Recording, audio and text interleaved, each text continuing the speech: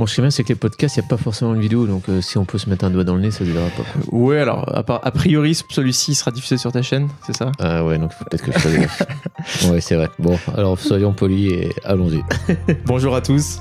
Bonjour tout le monde. On démarre ce nouvel épisode avec Julien, qui va nous présenter son parcours d'investisseur, ses activités. C'est un épisode qui est très peu préparé, hein. On est vraiment...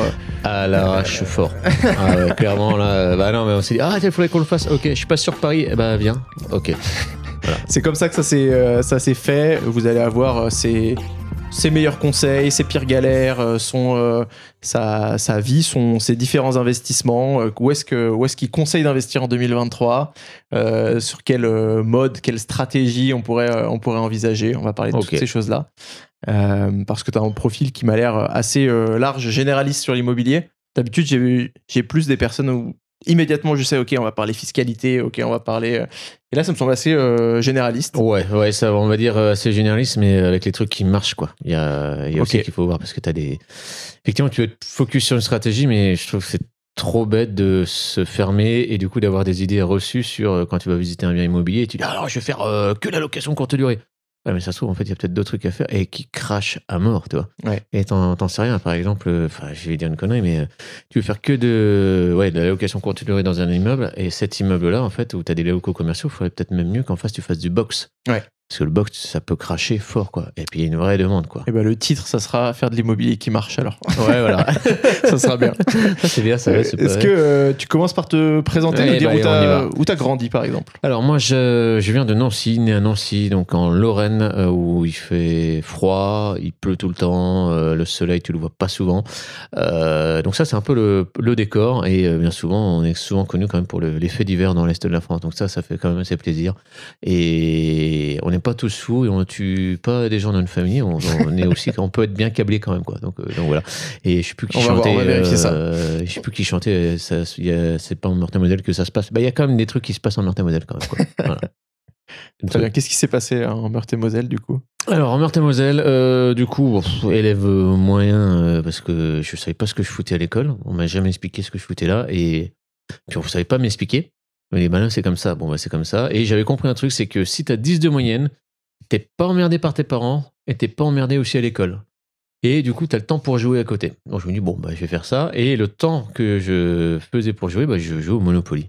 Et j'ai joué énormément au Monopoly. C'est vrai, c'est pas du storytelling. Ah non, c'est vraiment pas du storytelling. J'ai joué avec mon voisin qui s'appelait Rémi. Enfin, il vit toujours, c'est pas le souci.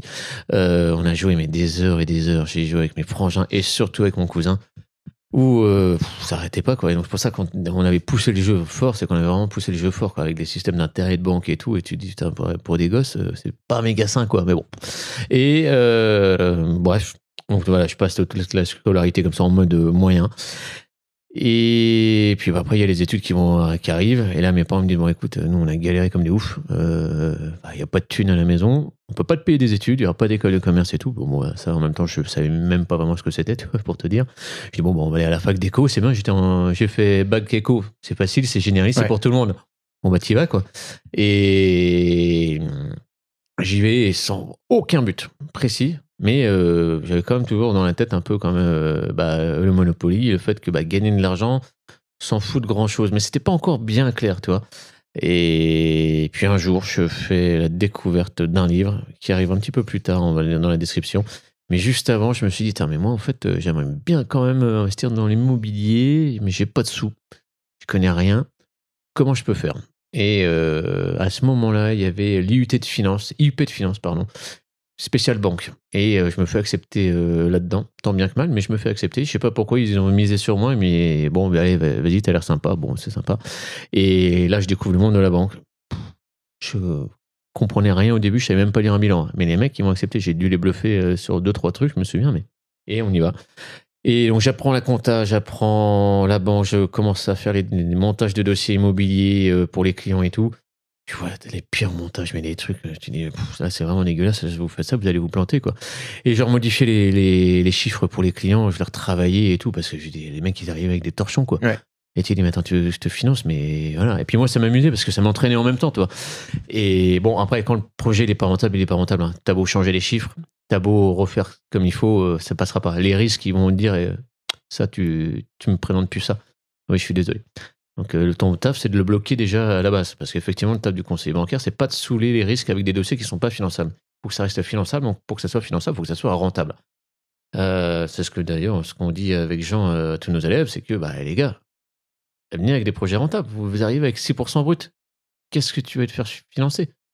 Ouais, c'est assez régulièrement sur ce podcast. Alors, je dis pas 6%, en général, je dis 5%. Je dis si votre projet il fait pas 5%, achetez des CPI et vous embêtez pas. Et ça aura le même effet, c'est-à-dire que tu n'auras pas d'argent. Voilà. Ah, c'est cool. Ah, ça fait plaisir. Au moins, tu te feras pas chier. Ouais, au moins, tu te feras pas chier. Au moins, voilà. Le problème pour acheter la SCPI, il faut quand même s'endetter. Quoi. Ouais. Mais t'as rien à la fin. Quoi. Ouais. Donc, ça, toi.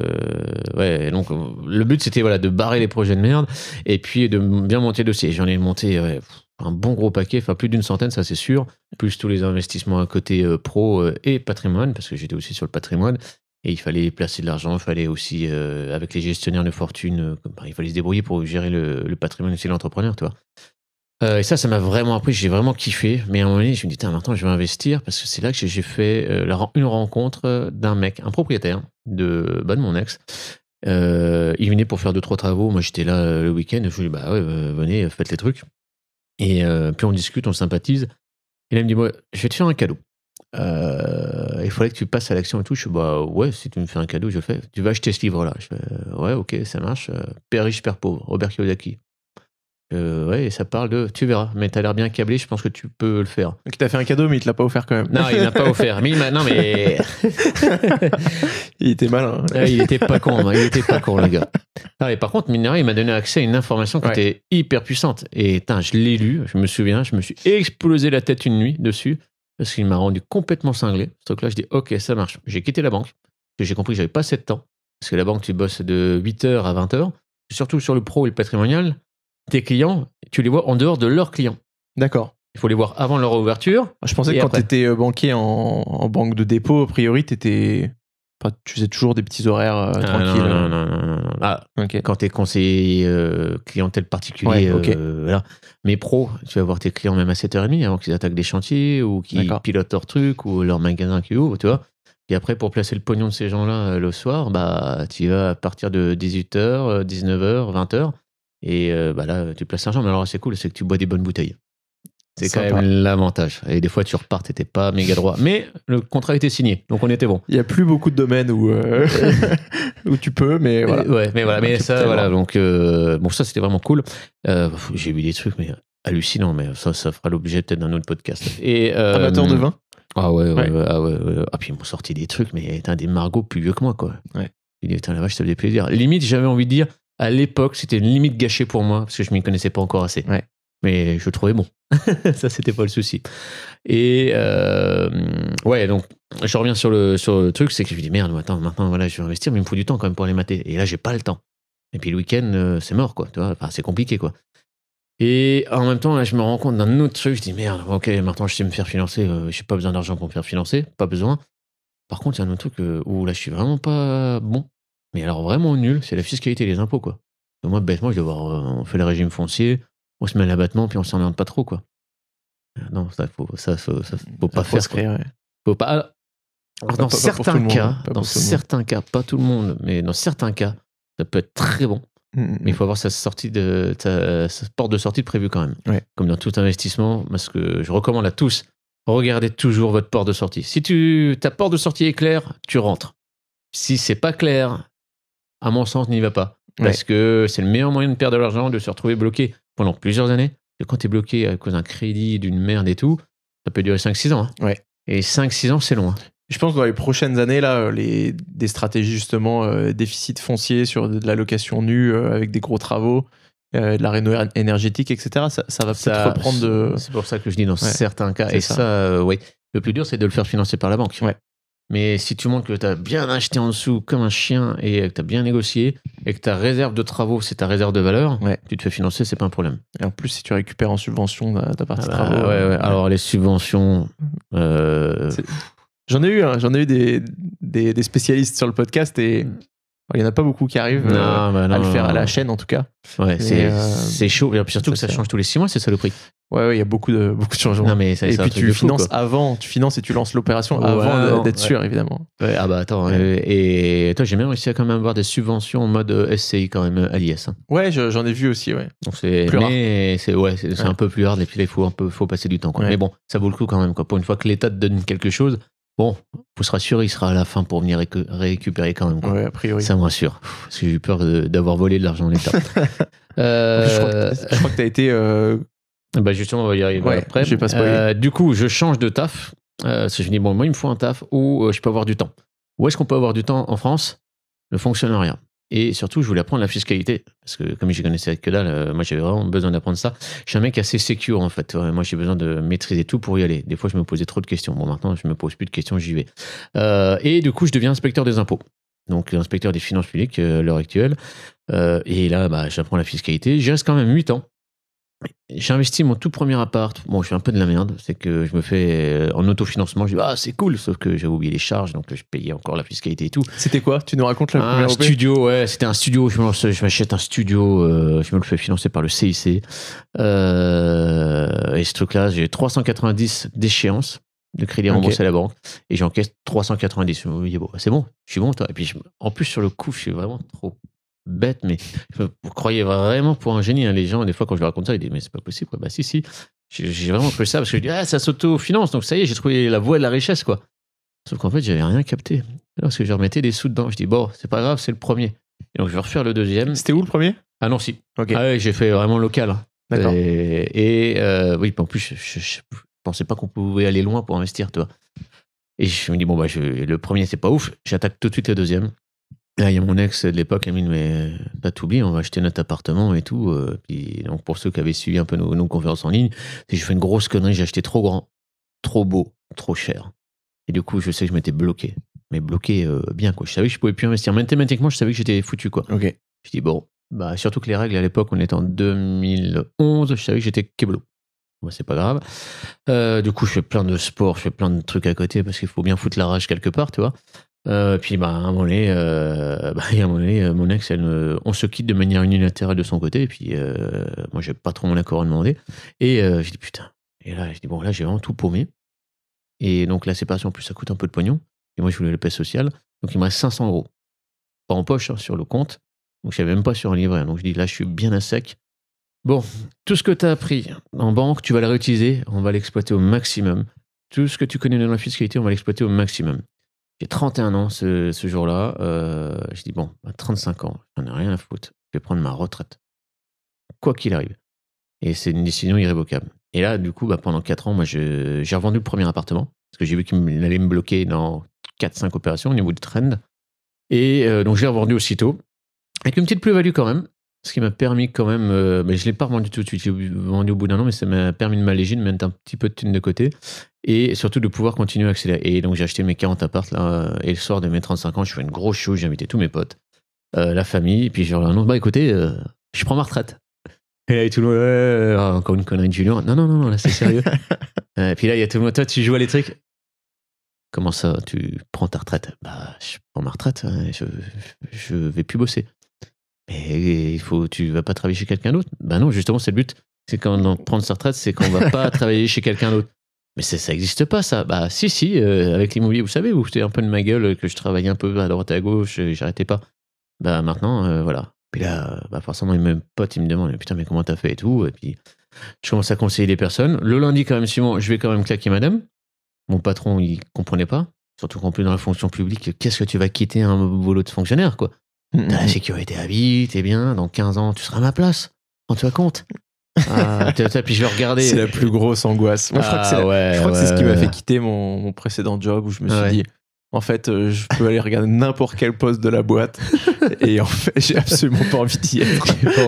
En plus, surtout que lui, bah, il a, désolé pour lui, mais bon, il a les cheveux sur le caillou diminuent de plus en plus, une bonne grosse moustache à la Dupont, puis tu sais, avec l'impair beige sur le porte-manteau. Oh, putain, puis la caricature, quoi. Là, j'ai réfléchi. Moi, je voulais voyager, je rêvais de plage et tout, et ça, c'était pas du tout. Puis alors, en plus, les bureaux, c'était blanc et gris. Hein. Donc, autant dire inspirant, quoi. De temps en temps, une plante verte, mais ça s'arrêtait là, quoi. Donc, à 31 ans, T'as tout planifié, t'étais fait un plan sur 4 ans. Ouais, c'est ça. À quel point le plan, il était écrit? Alors, il était écrit à ta cible, c'est minimum 4000 de cash flow. D'accord. Ça, c'est évident. Et massifie un maximum tes investissements. Tous les 3 mois, tu dois acheter quelque chose. Et donc, j'ai appliqué. Tous les 3 mois, j'ai acheté quelque chose. Donc, c'est-à-dire qu'il y en a un qui n'était pas terminé que le financement de l'autre commençait. Donc, c'est un peu chaud. Mais à force, avec les habitudes, les techniques, tu arrives à planifier et à te mettre en planning. Puis bon, j'avais vraiment la dalle. Hein. Quand t'as la dalle, t'as la rage. T'as envie de réussir ta vie, tu vois. Moi, je vivais très mal d'aller dans ce boulot-là. Petite anecdote, je pointais. Hein, tous les matins avec ma carte. Cling. Ouais. Et je devais faire mes 7h42 par jour. Ah, c'est 7h42 7h42 par jour. Ah, je peux dire que ça faisait vraiment mal, quoi. Et je me dis, putain, la vache. Toi, je me sentais le mec avec sa chaîne, quoi. Mais c'est moi-même qui me la mettais, ma chaîne, quoi. Tous les matins, je mettais ma chaîne. Et ça, c'était un peu compliqué, quoi. Et j'arrivais pas. Bon, après, d'autres personnes aiment beaucoup la sécurité, et c'est OK. Hein. Le plus important, c'est d'être heureux, encore une fois, quoi. Mais moi, j'étais malheureux, quoi. Même ma femme, elle me voyait quand je faisais mes journées d'investisseur et mes journées au boulot, quoi. Ouais, t'arrivais à te libérer du temps. Non, t'avais un taf qui était pas flexible du tout. Après, alors, ouais, il fallait. Je pouvais arriver tôt le matin, c'était 7h15 max. Ok. Tous les matins, j'étais à 7h15 au taf. Parce que, voilà. Et le soir, si tu te démerdais bien, tu pouvais te barrer à 16h. Ok. Moi, je mangeais en 15 minutes. Ouais. Et à 16h, j'étais parti et j'étais sur les routes. Et j'étais dans les immeubles, et je visitais et tout. Et je rentrais à 20h. Mais c'était no way, quoi. C'était hors de question que je fasse autrement, quoi. Ok. Comment t'as switché de ton premier appart où tu faisais un faux cash flow à zéro à des opérations plus rentables, j'imagine. Plus rentables. J'ai repris les chiffres et j'ai arrêté de fantasmer. J'étais froid. Amoral, j'ai envie de dire. Pas moral, pas immoral, amoral. Et ça paye, oui ou non, c'est binaire. Il n'y a pas d'autre choix, quoi. Si ça paye, si tu as du cash et tu as la rentabilité, c'est OK. Et le problème dans le fantasme, c'est que tu te mets toujours. Ah ouais, mais si je peux faire peut-être ça et tout. Non. Il y a une base, il y a un marché, il y a une demande locative, il y a un prix. Tu sais que tu ne pourras pas faire plus. Donc t'excites pas, ne fantasme pas, parce que ça, c'est vraiment le truc qui peut te mettre dedans, mais puis fort, quoi. Puis une fois que t'as acheté. Et démerde-toi à revendre. Plus si t'as pas bien acheté, clairement, les frais de notaire, tu les perds. Hein. Et puis alors la banque, elle va dire, toi, t'es un blaireau. Ouais. Et pour que je te reprête, ça va être compliqué, quoi. Est-ce que tu t'es toujours, quand t'achètes tous les 3 mois, est-ce que t'es toujours transparent avec la banque ou il y a certaines opérations qui passent un peu... C'est-à-dire qu'il passe un petit peu... Est-ce que quand tu fais ta 5e demande en 2 ans, est-ce que tu présentes les 4 précédentes? Au début, j'étais transparent. Il a fallu que je ne le sois plus pendant quelques mois. Parce qu'il y a un manque de confiance. Parce qu'il dit, vous allez trop vite. Vous allez trop vite, Julien. On n'arrive pas à vous suivre. Attends, genre, vous n'arrivez pas à vous suivre. Vous avez des milliards, les mecs. En plus, vous plantez du pognon sur les marchés. Et vous me dites que vous n'arrivez pas à me suivre. Attendez, les gars, moi, j'ai un actif, j'ai de l'immobilier en face. Et je vous achète en dessous du prix du marché. Vous avez toujours votre réserve de valeur. Et à un moment donné, t'es obligé de squeezer un peu, quoi. Bon, ça va. Hein. Le plus important, c'est de rembourser. Ouais. Et tu poses des hypothèques quasiment tout le temps ou... Non, il faut jouer avec ça. Ouais. Hypothèque, cautionnement, société.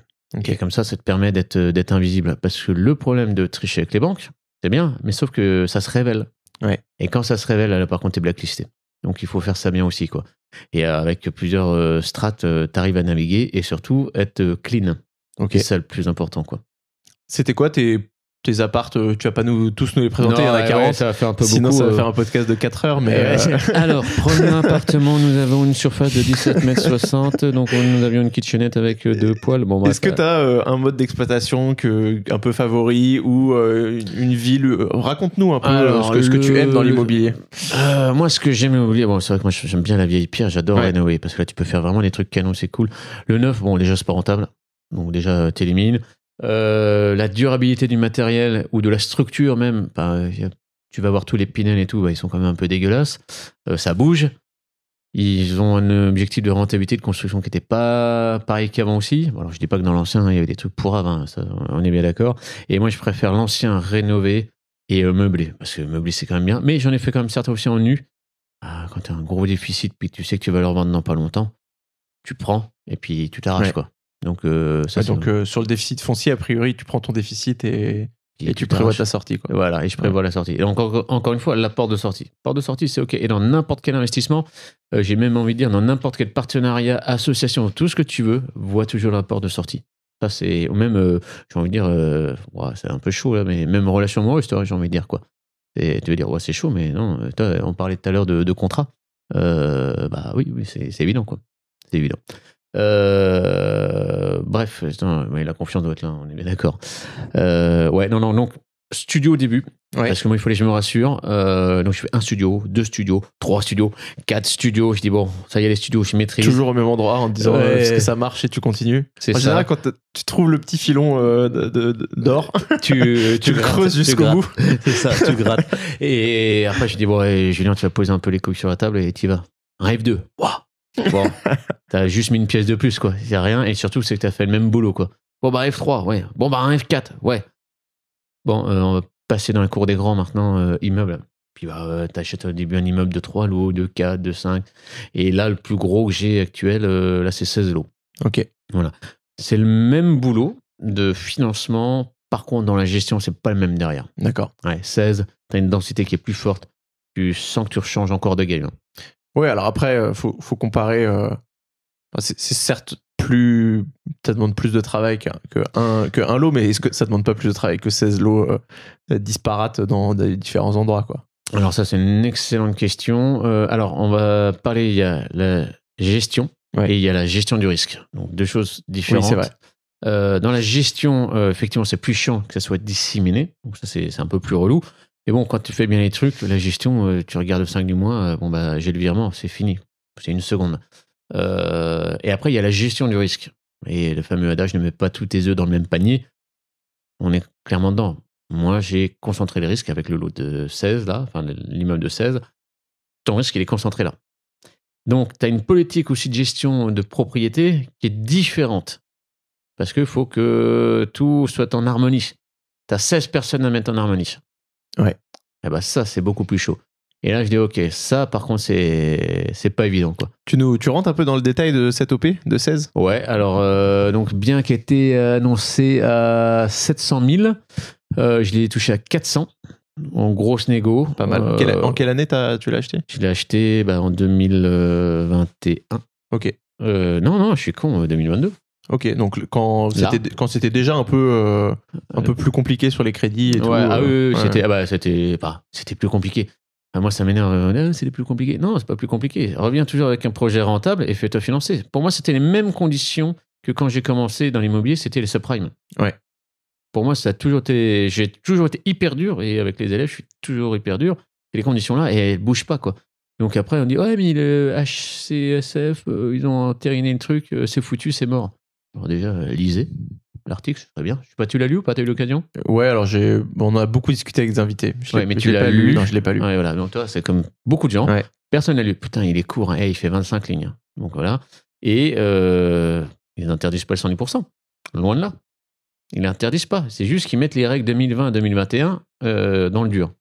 Et sinon, 110%, ça existe. On a encore même là eu des étudiants qui se sont fait financer à 110%. On est fin 2022, quoi. Où les banques ont été censées quand même fermer les vannes, c'est compliqué et tout. Moi, je me suis fait financer en avril, 110%, donc montant 730 000 euros en tout. C'est mon plus gros crédit. Et c'est pas ma plus grosse réserve de valeur, mais c'est mon plus gros crédit. Et puis, là, 16 lots à rénover, avec la rénovation énergétique dedans. Tout était vide? Non. Sur les 16, j'en avais 7 occupés. Ok. 7 occupés, et ouais, c'était un peu chaud quand même. Ils le sont plus? Alors, 7 ans passe. D'accord. 7 ans passe, on est en train de vider, hein, clairement. C'est ça. Il y a des locataires que je conserve, pas de souci, avec augmentation de loyer, parce que j'augmente aussi les services. Ouais. Ils vont être isolés. Ils vont avoir une nouvelle cuisine, une nouvelle salle de bain. En fait, je les fais switcher, je les change d'appartement. Tu reloges et tu fais des totalement rénové. Okay. Puis ils attendent que ça, parce que les mecs qui vivaient dans les conditions, c'était chaud quand même. Entre nous, je trouve qu'ils étaient déjà vachement gentils de rester, quoi. Ouais. C'est dans quelle zone géographique? Moselle. Ok. Moselle, frontière allemande.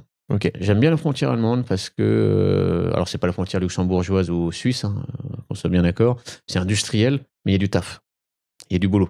Et tu sens que là, l'argent monte chez tout le monde quand même. Alors toujours plus chez les riches forcément que les pauvres, mais tout le monde profite de la montée. Côté du luxe, il n'y a pas tout le monde qui en profite, Suisse non plus, toi. Donc, moi, c'est bien par rapport à ce que je loue. Parce que bon, il faut quand même pas se leurrer, c'est que quand tu as un immeuble de 16 lots, c'est pas des avocats, hein, c'est pas des docteurs, on est bien d'accord. Mais c'est des gens quand même qui ont du boulot. C'est des petites surfaces. C'est des 60 mètres carrés à 70 mètres carrés. Ah, quand même. Ah ouais, non, ça fait combien de mètres carrés en tout 900, un truc comme ça. Ouais, quoi. Ouais, c'est l'entrepreneur qui me fait les travaux. Il dit putain, les rails, mec. Ouais, j'imagine. Ouais, je t'ai acheté 16 cuisines. Ouais, c'est pas mal. C'est pas mal. T'as des prix de l'eau quand t'achètes 16 cuisines? Ouais. Parce que j'ai déjà fait 2-3 apparts en même temps et c'est difficile avec 2-3, mais 2-3 entre nous, on veut pas, Jérémy, mais les Leroy Merlin, les Brico, il dit mais on en débite plein de gens, qu'est-ce que tu me fais rigoler? À 16, tu négocies pas chez Leroy. Non, pas chez Leroy. Non, pas chez Leroy. T'arrives chez quand même des professionnels. Ouais. Et puis tu dis bon bah écoutez, je vais vous prendre 900 mètres carrés de parquet. Ouais. Bon. Ouais, il va te donner 10%. Non, mais on va regarder le catalogue. Alors, ça, je peux vous l'enlever le prix là. Ça, on peut faire ça. Pour moi, les plaintes, c'est cadeau. Il y a un peu tout ça, quoi. Mais après, ça, c'est la partie d'entrepreneur. Il me dit ce qu'il y a, tu vois. Et puis, c'est un ami. Et donc, je lui fais un petit big up. Miguel, comme ça, il saura. Et non, il y a du prix de gros. Heureusement, quoi. Même sur les rails, sur le placo, parce que ça va vite, hein, quand même. Hein. Le rail est pas cher. La plaque de placo est pas chère. Néanmoins, l'augmentation.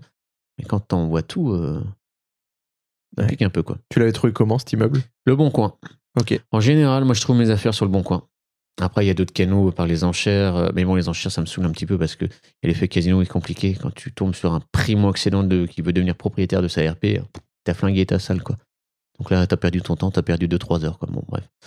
Il y a ça. Et après, il y a les domaines. Il y a whatever, puis le off-market, quoi. Mais là, celui-là, j'ai trouvé... ça vient du moment que je spottais la région. Puis ce truc-là, je le vois toujours. Puis il dit, tiens, celui-là, je vais me l'acheter. Allez, je vais me l'acheter. J'y vais. Surtout, j'avais fait une promesse. C'est qu'avec ma femme, pour la sécuriser, j'allais acheter... Je lui ai dit, bah écoute, on achète le prochain immeuble, je l'achète avec toi. Et elle dit, ok, d'accord. Et j'ai dit, écoute, j'ai trouvé un truc de 16 lots. C'est pas un peu gros? Non, mais c'est bon. Oui, mais quand même, oui, mais tu veux un truc qui te sécurise ou pas? Bon, bah, d'accord. 8 chacun, c'est pas mal. Voilà, 8 chacun. Au pire, si jamais on s'engueule, on se les divise. Et voilà. Et donc, voilà, c'était pour tenir aussi une promesse. Augmenter le patrimoine, mais aussi, comme ça la sécurise. Ok. Aussi. Et sur le Bon Coin, puis j'appelle. Et bon, c'était une vente assez compliquée. T'enlèves plus de 300 000 euros sur une négo, tu te doutes bien que c'est quand même compliqué. Passer par agent? Non, direct, parce qu'elle a fait une grosse erreur et donc je me suis engouffré dedans. Ouais. En général, bien souvent, les agents immobiliers protègent un peu le vendeur. Je dis bien un peu, parce que la plupart des agents immobiliers sont quand même un peu compliqués, pour pas dire d'autres mots. Et le gars, la vendresse en l'occurrence, c'est assez compliqué parce qu'il me faisait pas mal le ping-pong avec son père qui avait de l'oseille à l'époque. Et qui comprenait plus grand chose et elle qui comprenait pas grand chose parce que c'était une nana qui avait hérité et qui savait pas en fait vraiment la valeur des choses et qui était sur la lune. Et j'avoue, c'est un peu compliqué la négo. D'accord. Mais c'est fait 8 mois quand même en tout. Mais bon, 8 mois, 350 000 euros en termes de rentabilité, ça fait des salaires astronomiques quand même. C'est la négociation qui a duré ce temps-là ou c'était plutôt le financement, etc. La négo et le financement. Ouais. Le financement, j'étais sûr de moi parce que j'ai porté un projet rentable, tu vois. D'accord. Mais comme c'est plus gros, tu passes dans des délègues plus grosses parce que les directeurs d'agence qui ont ces délègues-là, c'est quand même un peu compliqué. D'accord. Bon, après, voilà, ils font confiance parce qu'ils ont vu le background. Et là, par contre, je cherche pas, je suis allé voir que ma banque. Hein, parce qu'ils te font confiance, ouais. Enfin, que ma banque, j'en ai plusieurs. J'en ai 5. Enfin, 4 maintenant, parce que j'ai revendu un truc, bref. Et il y en a une qui avait disparu, le Crédit Foncier. Je sais pas si tu as eu l'occasion de connaître. Ouais, de nom. Ouais, de nom. C'était vachement J'ai jamais bien. été client. Ah c'est con. C'est vraiment con que ça s'est fait racheter. Ça a été supprimé. C'était une super marque. Ok. Donc ça a duré longtemps. Puis alors la signature au dernier moment, ça a été éprouvant. J'ai cru que j'allais pas signer la veille. Hein. Tu nous racontes un peu la négo Ouais, alors la négo, la nana elle dit non, mais de toute façon, il y a pas je peux vous faire 20 000 euros là-dessus. Je fais écoutez, madame, déjà avant de parler de négociation, je vais peut-être déjà aller le voir. Oui, bon, alors je vous préviens, c'est pas 9-9. Ça, je me doute bien, madame, mais il faut que j'aille voir quand même parce que vous m'avez mis qu'une seule photo, c'est la façade. Oui, mais bon, je préfère qu'on discute tarif avant. Je fais, madame, je peux pas me baser si je vois pas le bien. Moi, j'ai besoin de voir le bien.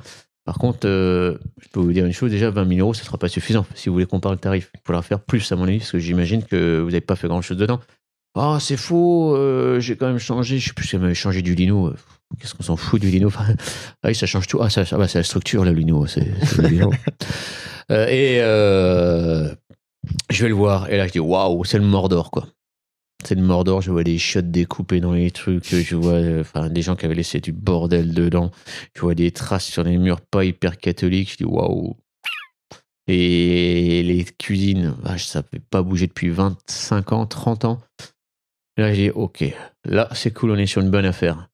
Et là, je l'appelle, bon, bah écoutez, madame, et puis j'ai vu les locataires, là, il y a du taf.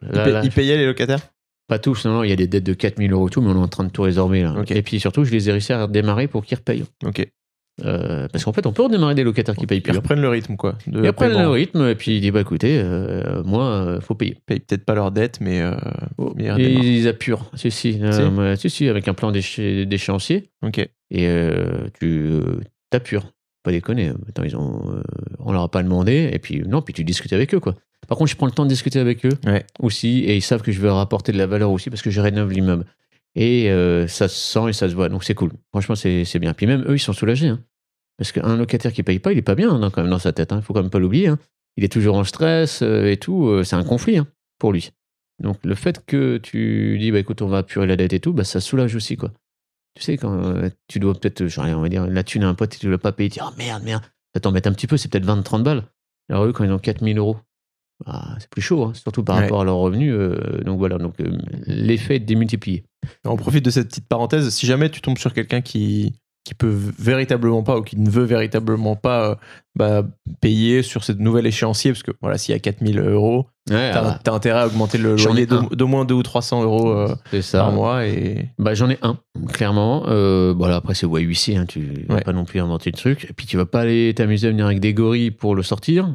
Moi, je prendrai jamais le risque, et je vous conseille à tout, ne prenez jamais le risque pour du pénal. Ouais. C'est qu'un loyer, j'ai envie de dire. Alors certes, il y a l'échéance bancaire, mais si t'es pas capable de l'assumer, n'y va pas parce que tu vois pas ta porte de sortie.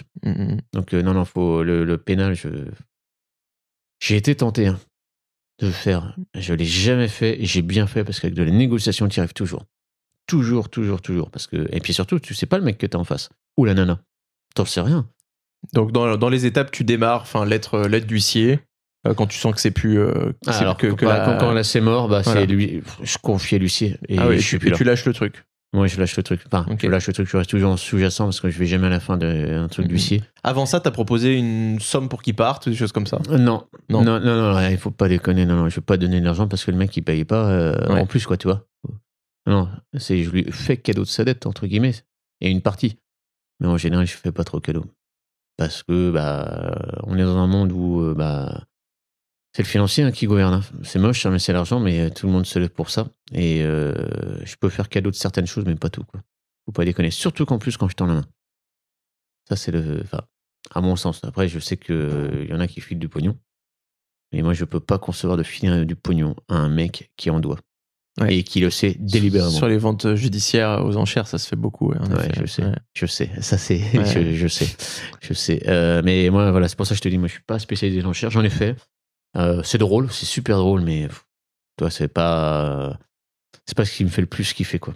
C'est en fait le truc de filer de la thune à un gars qui en doit, qui a pas respecté ses engagements, il n'a pas pris sa responsabilité, tu vois. Pourquoi tu veux lui refiler de l'argent, quoi? Surtout qu'il y a d'autres moyens de le faire et sans débourser, quoi. Ouais. Donc voilà. Bon, après ça c'est ma façon de voir, quoi. Ok. Si on referme la parenthèse et qu'on reprend la négociation du coup. Ouais, et la négo. Et donc du coup, je rappelle la vendresse. Puis bon, écoutez, madame, je viens de voir, il y a quand même une forte décorrélation avec ce que vous m'avez décrit et ce que j'ai vu. Ah bon, vous êtes sûr et tout? Écoutez, je vous ai pris des photos, je vous les envoie. Parce qu'elle n'avait pas vu, elle connaissait pas le bien. Non. Elle avait acheté. Elle n'y avait jamais foutu les pieds. Mais je te dis, elle avait gagné, son père lui avait filé du pognon. Elle a mis ça dedans, sauf qu'elle n'a jamais vu, elle n'a jamais fait gaffe. Et là, elle était un peu aux abois et tout. Et puis, et en plus, elle avait payé cash. Donc, quand tu payes cash, tu t'en fous un peu de ce qui peut se passer derrière. Et du coup, ça déresponsabilise. Ouais, comme ceux qui touchent en effet des biens en héritage, on sait que les négociations elles sont plus faciles. Ouais. Bon, après, ça dépend du nombre d'héritiers qu'il y a à convaincre. Hein. Oui, ça c'est un autre sujet. Là, il y en avait 2 du coup. Là, j'en avais. Non, elle était vivante, elle est Ok. là, donc pas de souci. Non, elle avait touché. Son père lui avait donné de l'argent en donation pour un succession, parce que le père était toujours vivant. Et là, non, c'est bizarre et tout. Je vais vous passer mon père. Je dis, mais non, mais c'est avec vous. Et là, le père, il m'embarque dans les trucs. Et là, il me raconte tous leurs conneries.